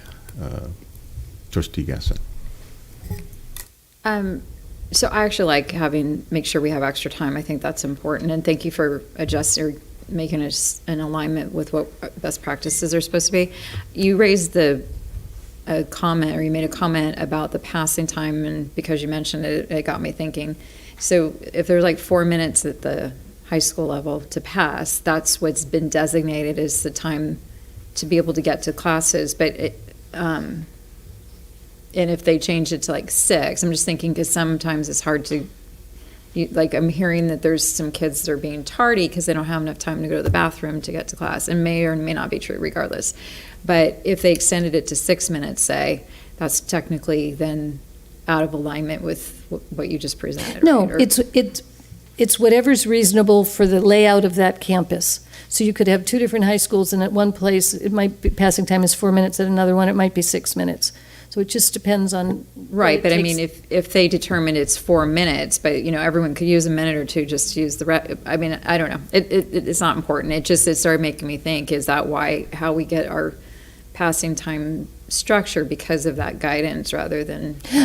Guidance does not tell you numbers. It's based on what's reasonable. I think if you put 10 minutes, an auditor might say, "What takes so long?"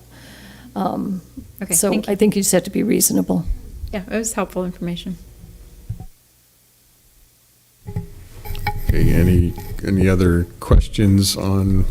Yeah. Go ahead, Trustee Jefferson.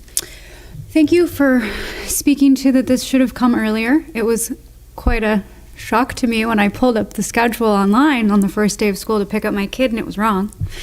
I also appreciate the idea of having some consistency amongst sites and amongst the format of this so that everyone is kind of familiar with how it looks as they move through the system. I don't remember what else. You want a consensus? I feel like Lois often brings us suggested future changes that are logical, so thank you. Well, I think the timing was, we're going to see it earlier in the year. Yes. I think that this whole process has just come to light as another item that we need to sort of put some focus back on after the pandemic got distracted and doing things in different ways. And that might be one of the questions. How are we going to be assured that our official accounting audit that will be audited numbers are going to match those that we publish online and things? It would be interesting to make sure that we had some synchronization there or some process to make sure that our sites actually are publishing the information correctly. Well, and one of the things that I believe the process should be is that we don't just ask the sites to send us their bill schedules. We will be sending the worksheet to them and have them fill out the calculation, and then we'll verify their work. So they'll be part of the process. So actually, one of the improvements will be a standardized template from the district as opposed to each site sort of having their own way of calculating it and coming up with it. So that'll be a bonus as well. And you had Trustee Miller? Lois, the work to standardize processes in this district spend less time dealing with paper and more time just collecting the correct information in one way, because there doesn't need to be 15 ways. I appreciate the efficiency work that you're doing to be able to keep our money invested in the classroom and not in office help work. Thanks. You're welcome. I do have a speaker on this agenda item, so would you guys like to hear from them now? Okay, so Mariah Fisher is would like to comment on this item. Welcome. Good evening. My name is Mariah Fisher. Welcome. Glad to have you here. I'm president of Novato Federation of Teachers, teacher at San Marin and San Jose, and a parent. And this, I always am talking with different hats on up here, and this really is a hat of an electives teacher and also a parent of a student with special needs who did not get to take an elective during middle school. And I love that because he had a period of resource, and there's a 6-period day. So I love that we're piloting the STEAM program at San Jose. It's been an amazing opportunity. The students are loving it, the teachers are loving it. And when we talk about kind of the consistent bell schedules, I think it's worth pointing out that Hamilton has a 7-period day and has had one for a long time. And I would love to see a conversation about that happen before March, because I think that if we're going to be looking at having consistent bell schedules at all grade levels, that Sinaloa and San Jose really should be taking a look at a 7-period day, because it is long right now. Having the students there till 3:50, by 3:40, they're tired and they're hungry. And so the fact that Hamilton can make a 7-period day work in a slightly shorter day is something I think we really should consider district-wide. So, thank you. All right, well, thank you for that. Any questions or comments? Then I think we are prepared to approve the bell schedules that have been presented today. So anyone would like to make a motion? Okay, I'll make a motion to approve the bell schedules. But I will need a second. Seconded by Trustee Jacobson. Appreciate that. All those in favor? 7 in the affirmative, 1 advisory affirmative, and 0 no's. So we now have an adopted bell schedule, and next year will be better.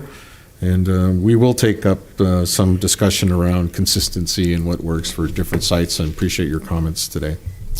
Okay, so let's... Thank you. Wait, thank you. We'll move on to our next item, which is going to be Item D, which is review and approval of board policy in the OTS. This is Goals and Objectives, Series 1, first reading, and Superintendent Derby is going to present. Okay, thank you. We have been doing a lot of equity work for a very long time, and we're trying to put everything together so that we see the comprehensive nature of what we're doing. We did not have a board policy, an equity board policy. So Ellen pulled it up for me, and she's a few months ago, and said, "Oh, I think we should do this." And I said, "Well, gee, we're doing all these other things." But she, of course, as usual, she was right, and I was able to say, "Okay, what are we going to add to the board policy that was gamut related, and make it our own?" And so that's how this came about. So Leslie developed this graphic. And then I went, well, if we're going to have this graphic, we need to have definitions of each of the graphics and what they're doing. So this will become an exhibit. But what I did do is I added to the basic format of Gamut the items that we are doing so that we have clarity on what our direction is and ongoing, so that, oh, we say, did we do it last year? Oh, no, we didn't. Are we doing it? So everything is in one place. And so basically what I've added is just what's in each of these bubbles with an explanation. PK is coming back, which is great. San Jose Middle School is starting it. We used to have it at the high school and the middle school as well. I'm delighted to see that it's coming back. It's a 9-week program for parents. They get a graduation and a certificate at the end of the time in learning how to help their children navigate college. And on opening day, we talked about all those students that we had present and how they're navigating college, some on their own, some through the use of Avid, and some through their parents really going to some of these activities to help them do that. So I think it's more comprehensive for us to have a board policy that we could reference, and then as additional things come in, we can add them. But for now, these are the components that we have. So I would love to have an approval of the board policy as a first reading. Okay, questions for the superintendent? Trustee Aguila? Yeah, I'm sorry, I didn't have questions. I wanted to just make a motion. Sorry. Well, we can do that too. Do we have a second? You guys had enough? So I have a first by Trustee Aguila, a seconded by Trustee Mack, that the motion, as I assume, is to adopt the recommendation. So now that I have first and a second, parliamentary procedure would allow additional questions or comment. Do we have any of that? So, okay, Trustee Butler. Our role as a board is to provide clear direction, and how we do it is through our policies and stuff. So we definitely needed this. So thank you for bringing that forward, and you put the accountability in there and listing all of the 10 items, which is important. Hold ourselves accountable. So I think we're in the right direction. We kind of did it backwards. Yes, okay, whatever. So that's all right. So thank you for making this happen. Great. Okay, and I just would validate or add on to that all of our policies, though they're templated and brought to us with a lot of legalese, coverage, and oversight, but our board is always in a position to add and modify from a local perspective to these policies, and I think that the superintendent did a good job with the help of with Ellen's awareness on the subject. So appreciate the work that's done as well. And having said that, I guess I'll go ahead and call for the vote. All those in favor of adopting 7-4, 1 affirmative advisory. So we've got your revised board policy. Great. It'll come back and consent as a second reading. Yeah. That's correct. Okay, next is going to be item E, which is approval of our managed service contract with the Development Group Incorporated, DGI, and our IT supervisor, Tim Rocco, will present. And Tim, take it away when you're ready. Good evening, everybody. Thank you for having me here. Just me, just IT, no gimmicks, no earthquakes, no dogs, just me. Oh, it's just Coors Light. I'm kidding. It's lemon ginger tea. So first of all, I wanted to thank you all for recognizing some of the folks on my team today. It means a lot to those guys. Dr. Derby, truly, they do work in the background, and they don't like the attention, but certainly they deserve it. You don't know how hard those guys work, and they're really the best. I'm so proud of them, and I'm fortunate to be able to work with them. So I wanted to say that. And then the other thing that I would add to that is that were circumstances a little bit different, my friend and former colleague, Alex Perez, would have been up here too. Alex, I was talking to somebody about Alex as he was leaving the district. For those of you who don't know, Alex just recently left the district, and someone called him a unicorn, and he really was a special asset to our district, and there's not a good chance of us being able to find someone that had the range and the depth of skill that Alex brought to our team. So that's a preface and a way of telling you how I'm trying to go about to fill that gap that we've been left with. So without being able to replace Alex, knowing that, I've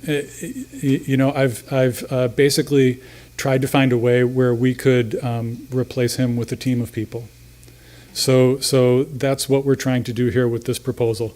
And this preface, I think, fits not only for this item, but for the next item on the agenda that I brought to you today too. So we'll talk about that here in a second also. Basically, DGI is an outfit that we have worked with for a long time. They're the ones that we've called on when we have issues that are outside of our depth. And they have an opportunity for us to work with them to, rather than refilling Alex's position, we're going to use that money to hire a contractor to come out and support our network and our software and our server stack. So there's kind of two components built into this. Those are the two primary components. Apologies for making you look at a different color copy. There were very few small changes that were made. We wanted to call out some things explicitly that we had talked about in our negotiations with them, but we wanted to, for example, make sure that our firewall was included in that. There was another small change that was made where with the applied service level agreement, there was a reference to prepaid hours, and that wasn't part of the deal that we were doing, so we cleaned that up. So my apologies for making you look at a different version, but the changes are small, and the bottom line is the same. So that's the nature of what I'm bringing to you today. Happy to take any questions that you may have. Okay, trustees, we are Trustee Mulrick. If you'd like to begin, go ahead. Thank you very much for this. So this is one of two items that we're going to talk about tonight. So I will have questions for both. Yes, sir. Currently, the district this network that gets managed, this process, it includes, just to be clear, the scope is all of the network devices, including our connectivity out to the internet. Maybe if a lease line fails, the lease line vendor is responsible for that. We ticket to them. But everything sort of from the internet inbound to this district, it is include, and we run on that system. Is that a correct statement? Yes, sir. So on that system, we run all the computers. So Lois's and Jan's and every office in here. We also run all the front office at every school.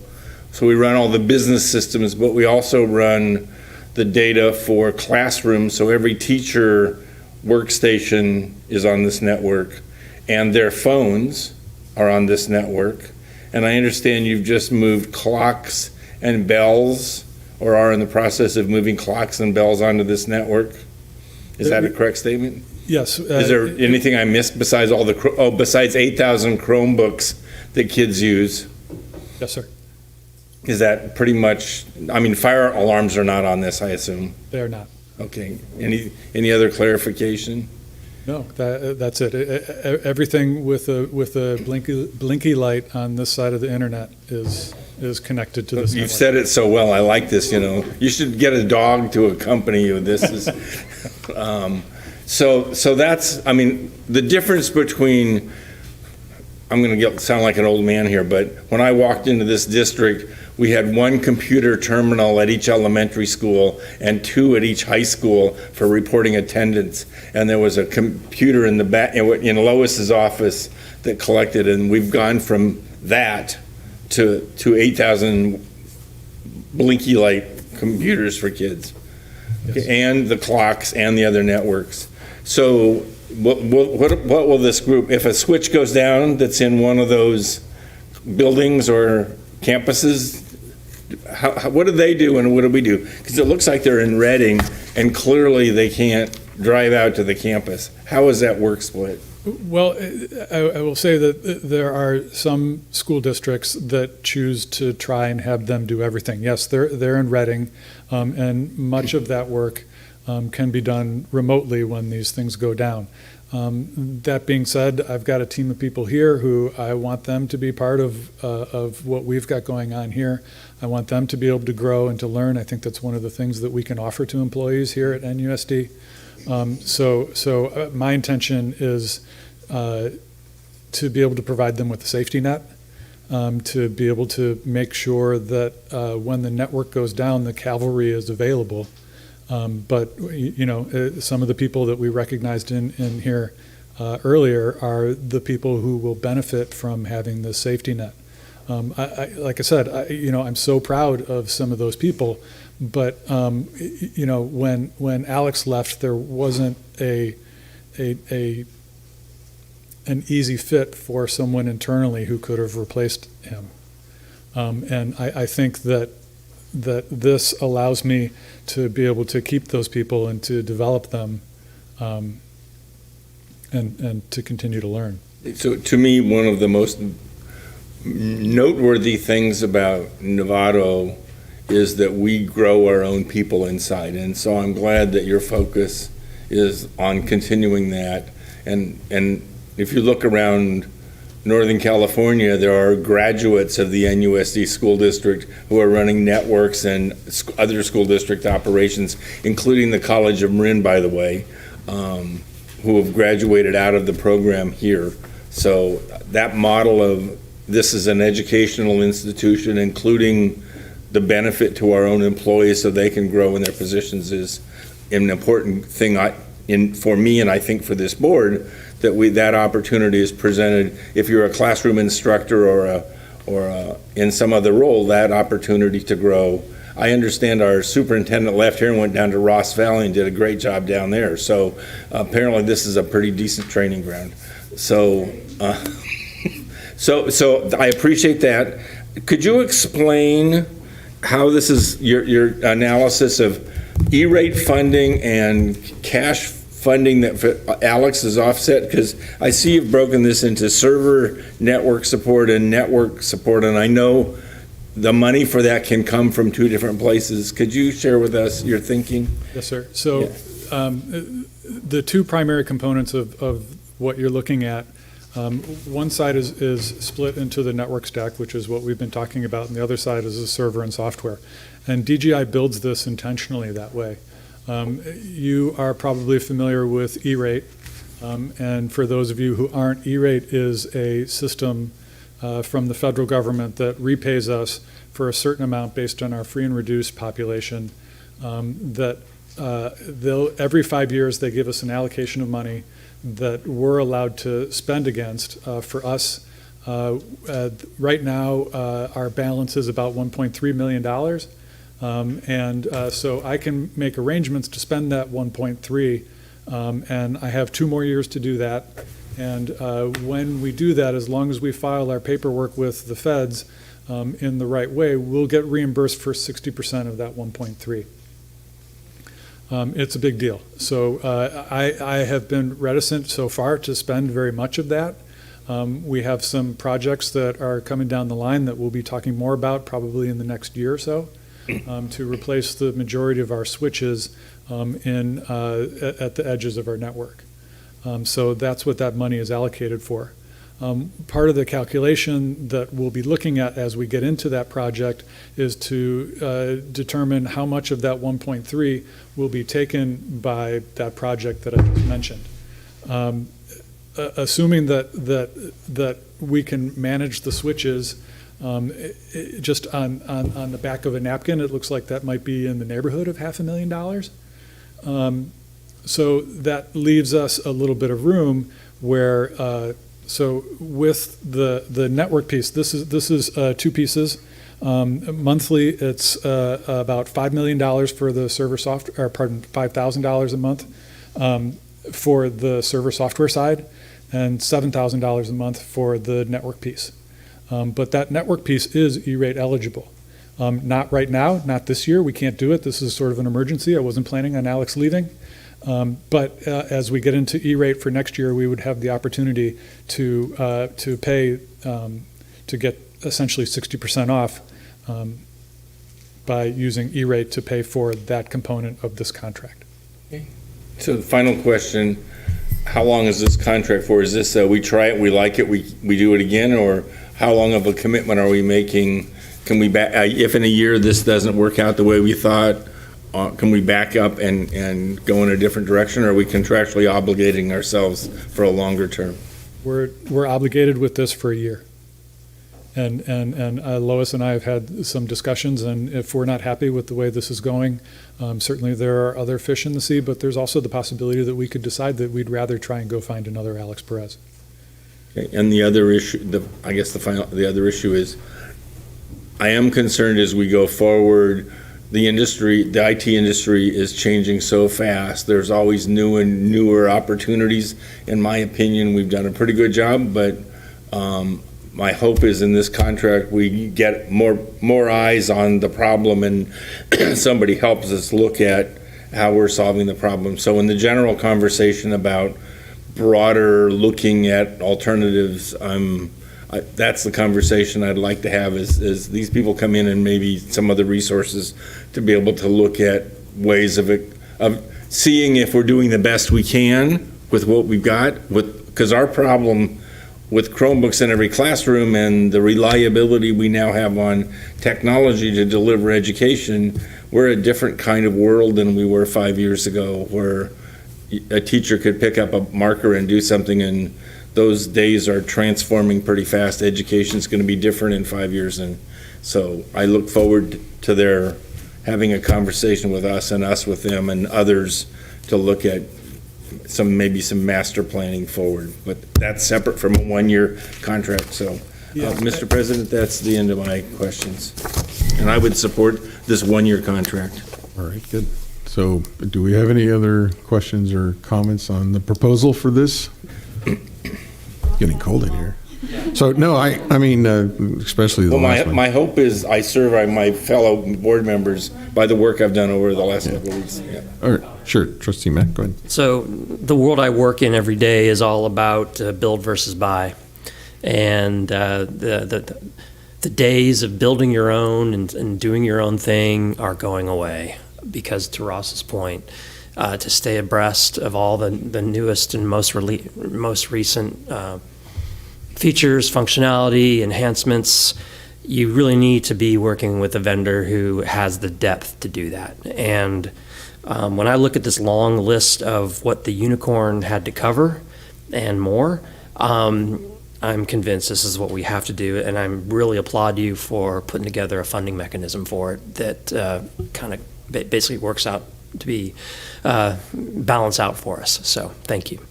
Thank you. I mean, especially listening to Ross's, the last bit of his comment and that comment, a little bit as I'm getting my feet wet with DGI and talking to them about what this contract might look like. I was looking for opportunities in a way to argue against myself to make sure that I'm seeing both sides of the coin. And one of the things that they brought up is that, as we have a little bit more safety with some of these more complex things in the network, then does that give us the opportunity to be a little bit more customer facing? And from my perspective, I loved that answer. And give us a chance to focus on what's happening in the classroom a little bit more would. I use that answer every day at work. So it also gives your folks more time to do cool new things, custom things.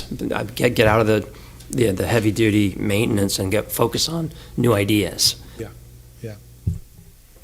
Okay, so if there aren't any other questions, it sounds like we're ready to move ahead. So I'll have a motion first from Trustee Milrick, Yes. seconded by Trustee Mack. All those in favor?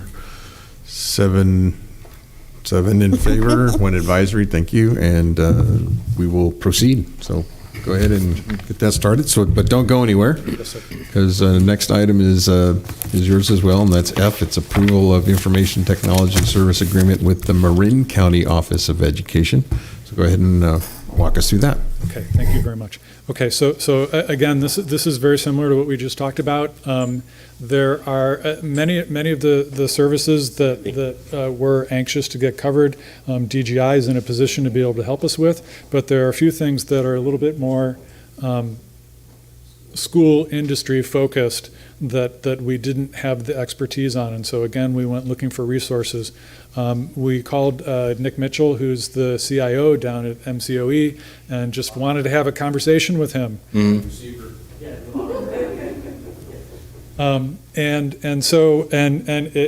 It was fortuitous timing when we made that call, because it sounded like Nick was looking to solve the same problems that we were. And so they had gone out and they were looking to line up some expertise to help them. Most specifically, we're talking about Aries, and we're talking about QSS, which is our financial system. And they had a good line on a couple of folks who could help with this. One is Dane Lancaster, who you may remember is the former CIO of MCOE. And he's the one that brought QSS into Marin County, so he's very much the expert there. And the other gentleman was someone whose name I don't recall, but he is a former Marin County superintendent who went and worked in the peninsula for a little while. And so this person is well versed in Aries, and that's who Nick had confidence in. So long story short, the MOU that we're giving you is to give us the ability to take advantage of the expertise that those folks have on an hourly basis. We're paying MCOE basically at the rate that they're paying them, so that, again, this is the idea where we're looking to have a safety net to be able to call these guys and say, we've got a problem, and we're out of our depth, and we need somebody who can help point us in the right direction. Okay, Trustee Gassie, you have a question? Actually, kind of more of a comment. For those of us that went to the Marin County School Board event, when we went into groups, and I've kind of mentioned this to Dr. Derby, one of the things that came out of the conversation, so for the public, it's trustees and superintendents, and they put us in groups to have discussions over these different questions. And I think one of them was about efficiency or something. Yeah, and one of the things that came out of that is sort of like what you're talking about here. It was the idea that, and we use special ed services as an example, that there's CalPADS entry that is really needs to be precisely done, and somebody that knows what they're doing. But it may not be. For us, we have 1,000 special ed students, but for other districts, they may not have that many kids. And so, what about pooling resources or hiring somebody that's specialized in doing that work?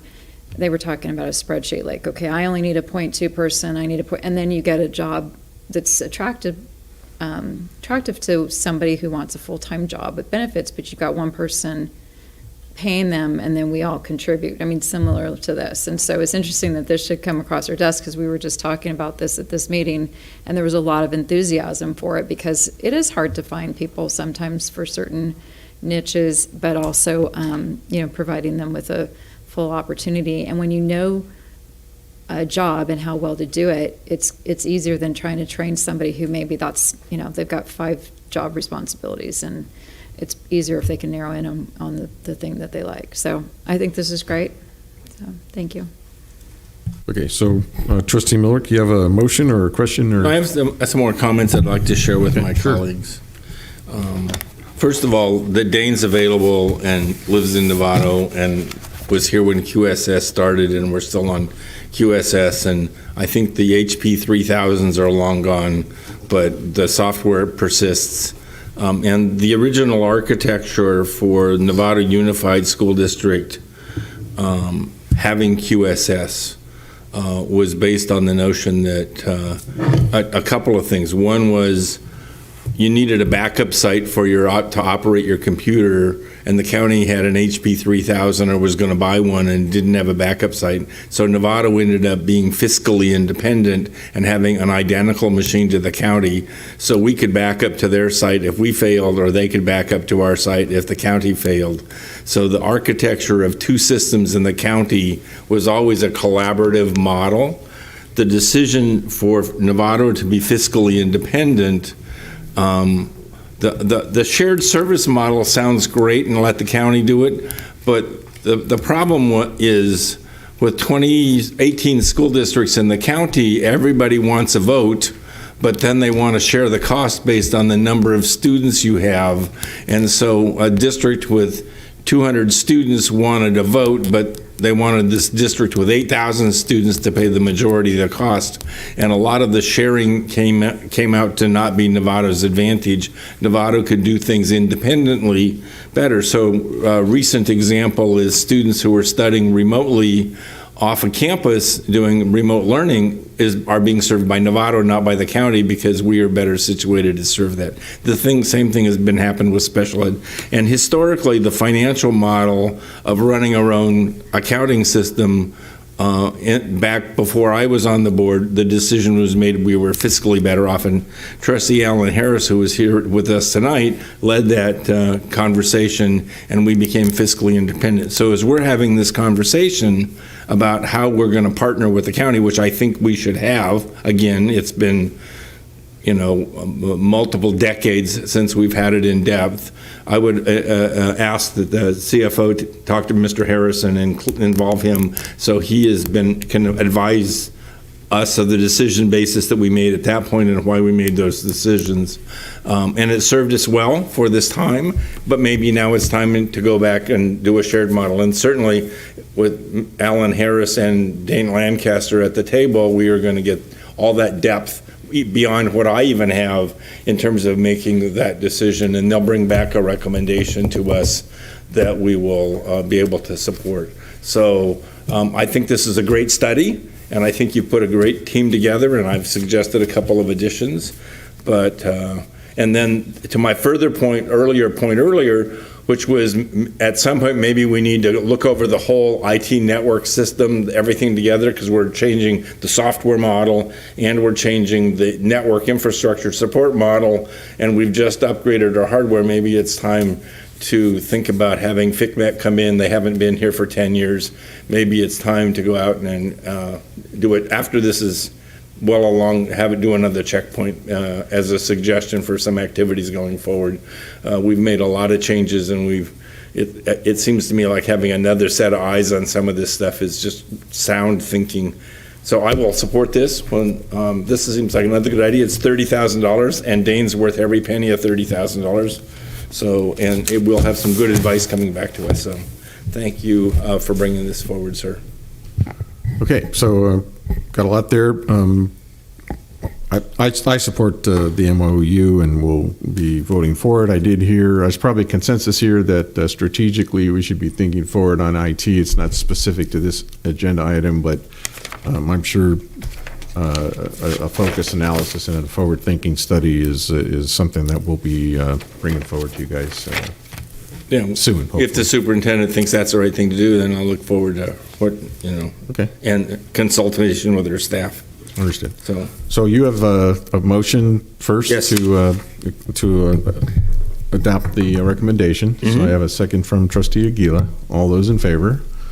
7 in favor, 1 advisor in favor. Thank you. And so motion passes, and you are authorized to move ahead with this memo of understanding. And go ahead. Oh, I have to call for. I did call for the vote. 7. Mm-hmm. Got it. 7 and 1. And 1 advisory. Right, that was your hand in the air. I saw. I'm pretty sure I did that. Did I not vote? Or no? Let's make sure that we all vote. We did. I know. Okay. All right, then you're done. Have fun and say hi to Nick for us. Okay, thank you very much. We'll Remind him that he was a good wide receiver. I mean, that's really important. Well, it's interesting how athletics lead to interscholastic development, and you have very bright students that come Never out of go Nevada against Unified. kids and dogs. Don't, no. All right, board and public, that completes our agenda tonight, so we are adjourned.